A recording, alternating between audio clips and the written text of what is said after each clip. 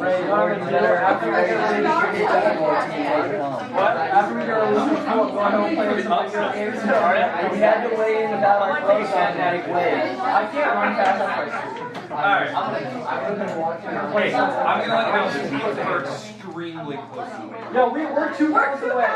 We had to take off The teams around you are all about the same. No, we have people take off floating not once. Alright. Yeah, Okay, so this is good. This might be the best you're talking about yet. Alright, so what? okay, alright. Let's go through a couple notes today. That's it. We're done. When we're done today. I'm not gonna put any more. If we're done 10 minutes, 15 minutes early, you can relax, kind of catch your breath for this week. Alright, so we're on section P.5. We've been factoring.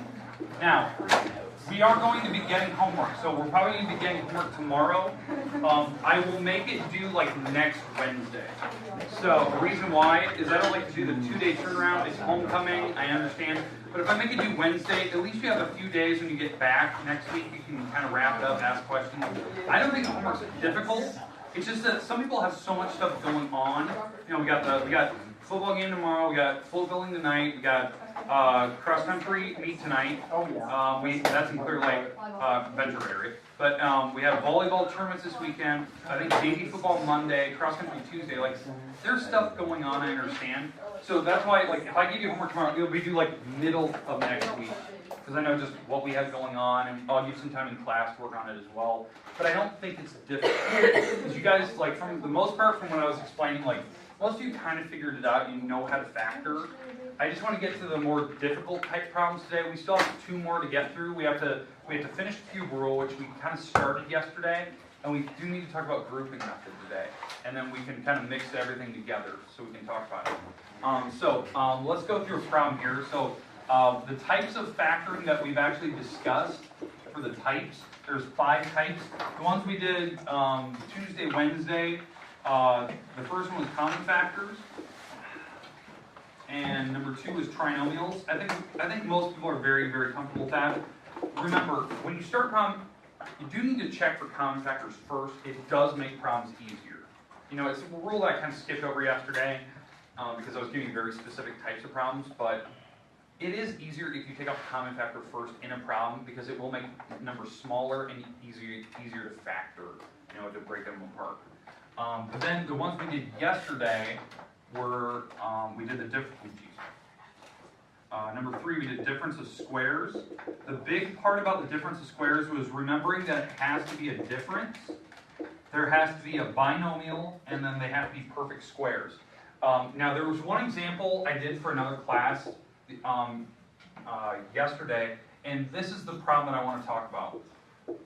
I did it for the other class, and I didn't really think of it, but I should have talked it over with you guys, and I think I may have like briefly just said a word, but I never went through it. This problem can be deceivingly hard if you know the true rules of factoring. What I mean by that is, on this problem, it's a difference of squares, right? They're perfect squares. Perfect squares is a binomial. There's a subtraction sign in the middle. The variables have even powers, 2s, 4s, 6s, 8s. Now those are even numbers. But when you factor it apart, what's the rule for difference of squares? What's that? Subtraction and a plus. Subtraction and a plus. Okay, then how do you break up 121? 11. 11, and 6y squared, 6y squared. That when you break up the letters, I did it for the other class, but I forgot to do it for you guys, that they can put the variable in the back, and you can still break it up. Okay, now, what you should always do when you're done is you should always check, can these go further? That's called factoring completely. Like the first one, no, it's a binomial and it's addition. It's not, this isn't even a cube rule. There's no cubic numbers, multiple of 3s. But this one over here, that one's deceiving.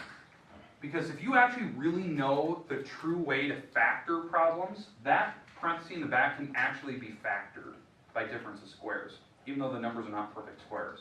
Because if you actually know the rule, there could be 2 parentheses, plus, minus, like you just said. This one over here just stays the same because it has a plus, so I can't really do anything with that. But there is a way to factor that by difference of squares. You just take the square root of these numbers.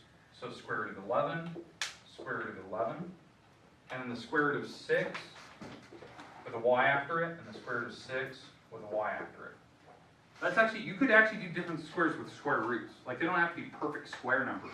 Because that's actually what you did here. You didn't even realize it. When you broke these up, you're actually just taking the square root and putting them there. And then the square root and putting them here. Well, that's what I can do. Even though the numbers aren't pretty, I can do that again. Does that make sense to you? I don't expect you to do that.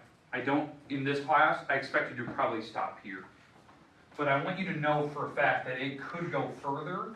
So if you're ever checking a calculator and like, whoa, this thing is saying that I can hit 2 different spots on the, or 3 different spots on the x-axis. Like, I can actually hit those. I actually can't really too, but, because of this square. But it's showing you that it can hit 3. It might be the situation where they're actually factoring numbers that are not perfect squares apart by using square roots. Okay, does that make sense though? Okay, we'll get to that later, but just keep that in mind that if you go to like a college level or college level like pre-calc calc class, they might actually expect you to go like to that step because it is true factoring.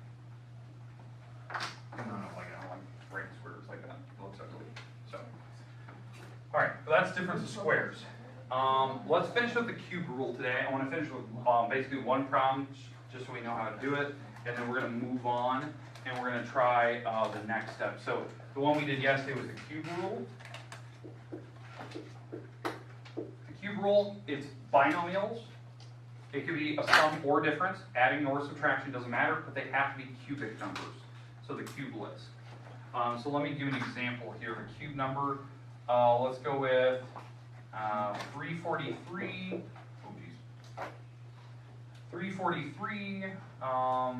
Let's go minus 64y to the 6th. Now some people looking at it and going, well, you just wrote a difference of squares up there. It's a difference of squares. It's not.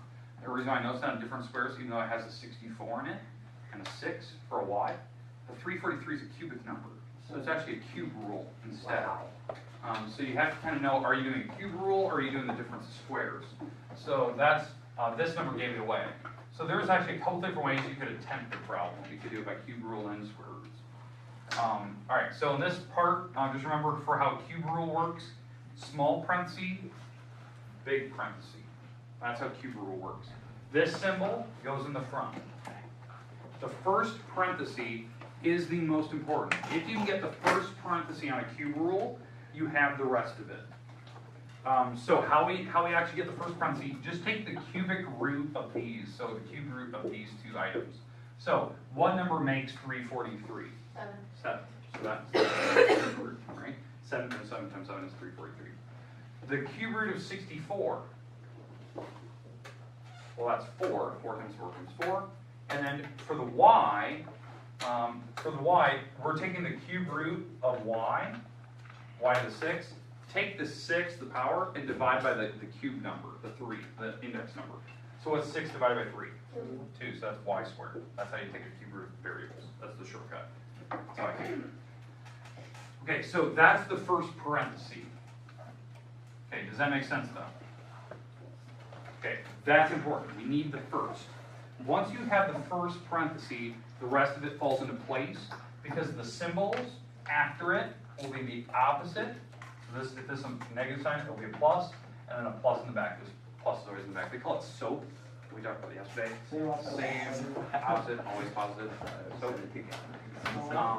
Now, to get the parenthesis in the back, since this is a trinomial back here, you have to take the first number and square it. That goes here. So 7 squared is 49. Okay.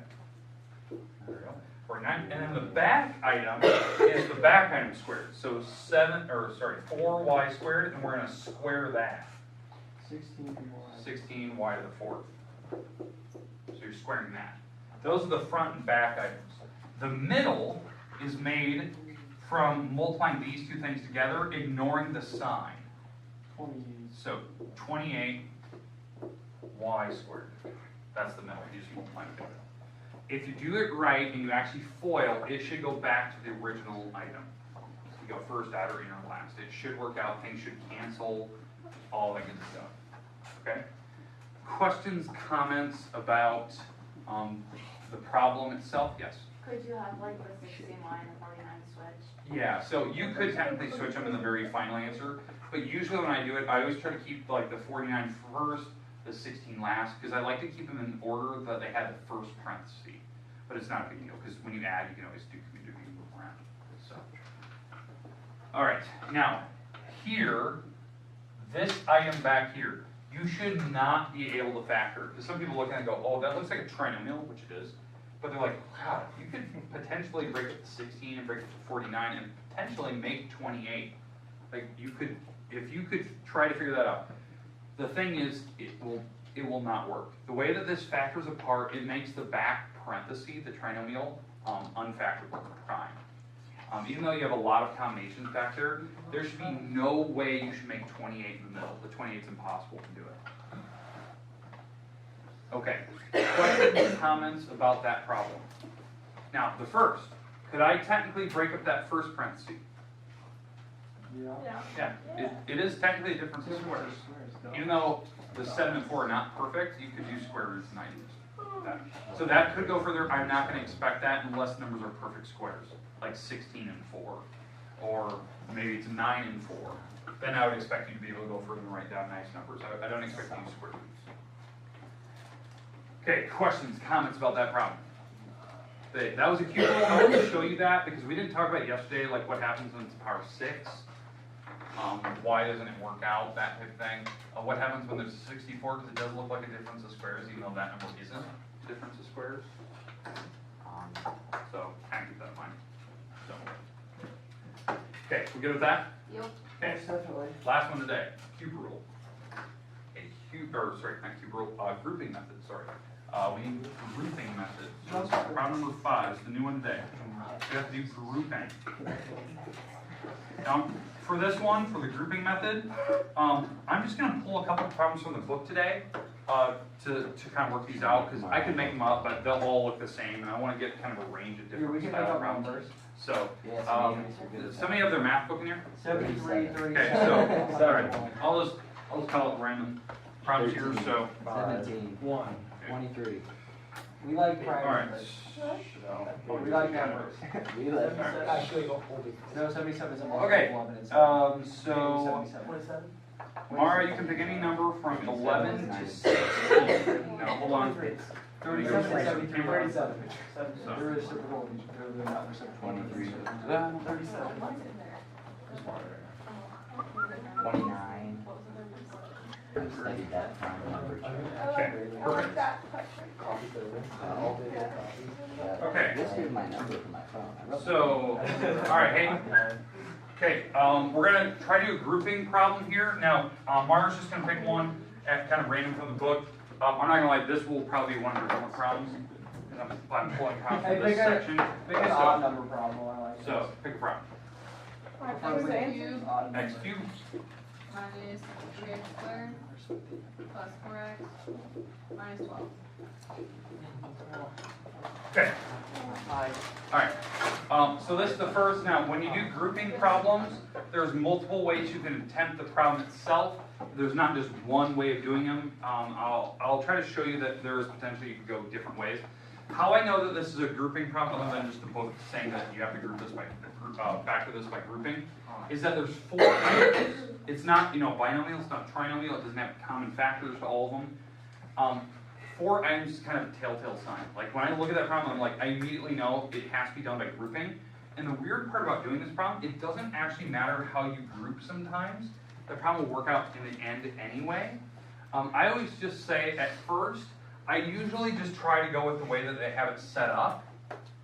But we'll try, I'll switch them around and we'll try a completely different approach and see if we can still factor it apart. Because sometimes you can move terms around and it will still work, which is kind of goofy to some people.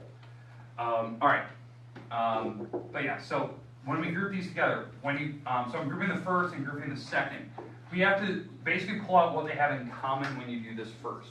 So right here, what do these have in common? X squared. You're going to pull that out and write down what was left. Now this is a binomial here, so there should be a binomial on the inside with a negative sign, since I didn't pull up the negative sign with it. X. So there is an X and a 3. Okay? So there's that part. Now in the back, Same thing, we're gonna group that together and factor that apart. Well, they have a 4, right? And so when I pull that 4 apart, they have the minus sign, right? So I have the x, and then I have to divide the 4 out of the 12, so that was a 3. And there was a plus outside of the 4, because I didn't actually pull the sign out, okay? At this point, what you should be able to do now is, if you're here and you've actually pulled out the common factor, what should happen if you're doing this right, usually both items, the back and the front, usually have something in common, again. In this case, they have the x minus 3, and it's in the back. So I'm going to factor off the x minus 3, because both of these had it. There was a common factor between both of these. And what you do is you write down what was left if both of these bubbles disappeared, which is x squared plus 4. And that's your answer. Like, you factored it completely. I can't go any further. This is not a difference of squares. It's a sum. We don't have a rule for that. And we're done. That's factoring by grouping. Grouping method usually gets down to 2 binomials being multiplied together, and you can't go any further. Now, sometimes it won't work. Like, some of the problems that they have in this book are prime. You can't factor them. There's no way to do it. Some of the problems you have, there's 2 options of doing it. Like, you can start the problem completely different. Like, when you look at this problem, I'm going to do the same problem again. And then we'll try a different one. I'll have Mark pick up from a different group of numbers. Okay, so here's my original problem, right? Maybe when you solve this problem, you wanted to group different things together. You could technically do that. I could move the x cubed and the 4x together. I could move the negative 3x squared and the negative 12 together. Because maybe that's what when I saw it, that's what I saw that they had in common. I just saw the 3 and the 12, and it's like, oh, they have negative signs. I'm going to group those together. You can do it, and it will actually work out roughly to be the same problem. So like on this step here, I'm going to take out the x here. So they have an x in common, so that's x squared plus 4. Right? That's just pulling the x out. In the back, they have a negative 3. So I'm going to pull the negative 3 out. Well, if I pull the negative 3, that's x squared. Pull out the negative 3, that's plus 4. This is dividing negative 12 by negative 3. And now when I look, yeah, they have the same parentheses in common. They have the x squared plus 4. And that was in the back. So I'm going to pull that out, and so if the x squared plus 4 bubbles are gone, what was left? Well, it was the x minus 3. It's the same problem. It's just the parentheses are switched. So some people like always struggle with that. Like I always hear it a lot, like from previous years, like kids that come in from Algebra 2 or Algebra 1, they're factoring for the first time. They're like, or I don't know how to do grouping. I don't know which ones to group. It doesn't really matter. And I never really tell them that. I always like, oh, let's take a look at it. It doesn't matter because when you pick different groups, it usually will work out in the end anyway. So it just you have to figure out what they have in common. Well, doesn't it matter if the answer is negative 3x and a plus 4x cubed minus 12? So, oh, you mean like these two together? Yeah. Yeah. Well, you could still try to do it by trinomial rule and stuff. It's like, yeah, it's kind of weird. Like there is a limit to it, but you could still actually potentially still try to factor it apart, which is kind of weird. There is a way to do it, and it will look absolutely god-awful. All right, we good so far? Yeah. Okay, Mari, pick one more and then we're done for the day. Pick I want number one of 17. the ones on the bottom, one of these 28 through. Pick 57. 12. 57. 12. 71. 71. 71. 12. Alright, so, alright, hold on. Okay, now this problem, I think if Mara looks at the instructions, I think these problems say factor completely. So now, it's a grouping problem, but we might have to go further on the problem. Like these, I couldn't go further, because this wasn't a difference of squares, that was a binomial, I couldn't do anything with it. So now, we're going to try to do a problem where we can go as far as we can. It might take multiple steps. And I just want to make sure, are we going to do it right? So, Mara, read off, whatever number you read. X cubed X cubed. plus 2x squared X squared. minus 9x That's 9x. minus 18. 18. It looks like the same problem. Should I figure No. Alright. Usually they have different variables and stuff. Alright, so in this problem, let's just group the first two back two. I don't really care. First two back two. Okay, so on the first, we have x squared. I'm going to pull that from both. So that's leaving me with an x plus 2. Here, I'm going to factor out the negative 9.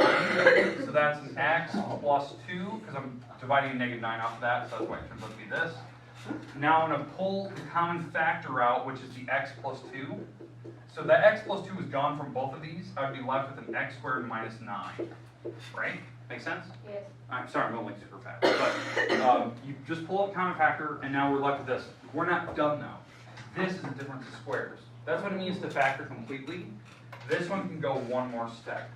So it's the 2 parentheses, plus minus, x and x, 3 and 3, because it's the difference of squares, and then the x plus 2 is in the back.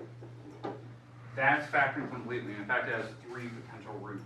So if we were to graph this problem, this original problem like a graphing calculator, it would probably hit the x-axis 3 times. The things that tell me that, it has a degree 3, so it has potential for 3 x-intercepts. And when you factored it, it did show that there was 3 zeros, potentially. So it does hit the x-axis 3 times. Because if you ever graph a cubic function, cubic functions typically look like this. That's what a cubic function is. It just depends on the numbers they have. It depends on how big of a swoop it does. It could hit the x-axis 3 times. Okay. All right. Questions, comments about anything today? Done. We're done with that.